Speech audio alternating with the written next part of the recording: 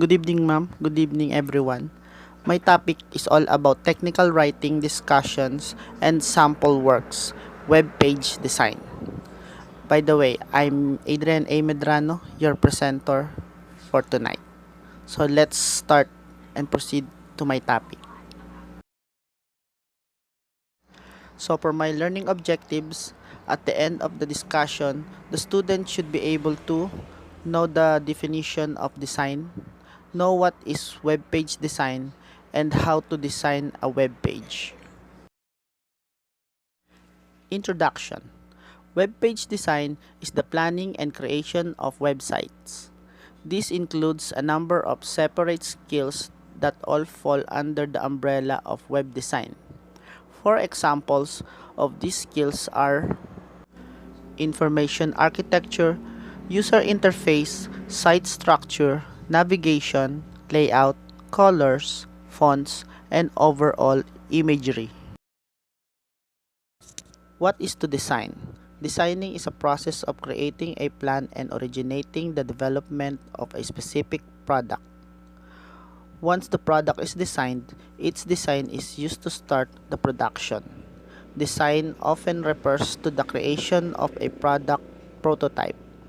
In most cases, the meaning of production design refers only to the product's appearance rather than to its production, architecture, and technical specifications. Web page design. Web page design itself refers to the process of creating a web page's appearance and to the choices of the right color scheme, page layout, fonts, and more. Every single web page in a website has different content, but all the pages are using a similar graphic design. Often sites will use website template which contain all the basic elements of web design. The website CSS style, buttons, backgrounds, borders, and various graphic elements like hover image, bullet, and header banners. When the website template is applied to the website, all the pages assume its appearance using the same style, background, and other graphical elements. How to design a web page. Before you start designing your web page, you have to figure out what sort of a web page it's going to be and what contents it should have. All this information is needed in order to successfully design a web page. You need to know the type of the page because there are different methods of approach when you design a static or a dynamic web page. You also need to know the contents of the web page because you need to arrange them within the page's layout. There are different types of content: text, image, videos, animation, and other dynamic elements. In order to create a successful web page, you need to put the right content in the right place.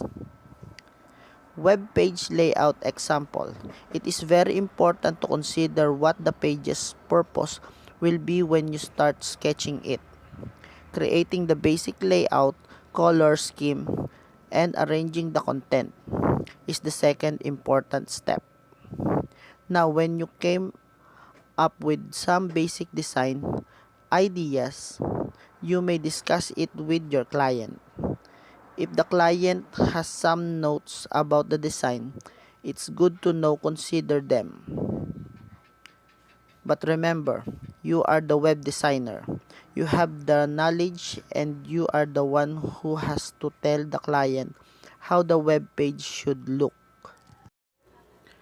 Once you have an approved design concept, you can proceed with revising the current basic layout, designing the page's specific elements, and putting some final touches to your web page design. So these are some skills of a web page designer in planning on creating a web page or websites.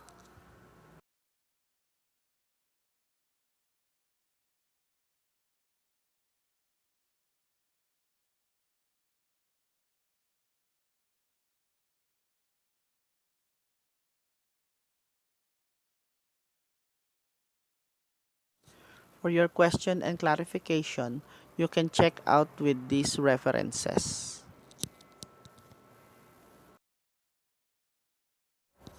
So thank you for listening and have a great night.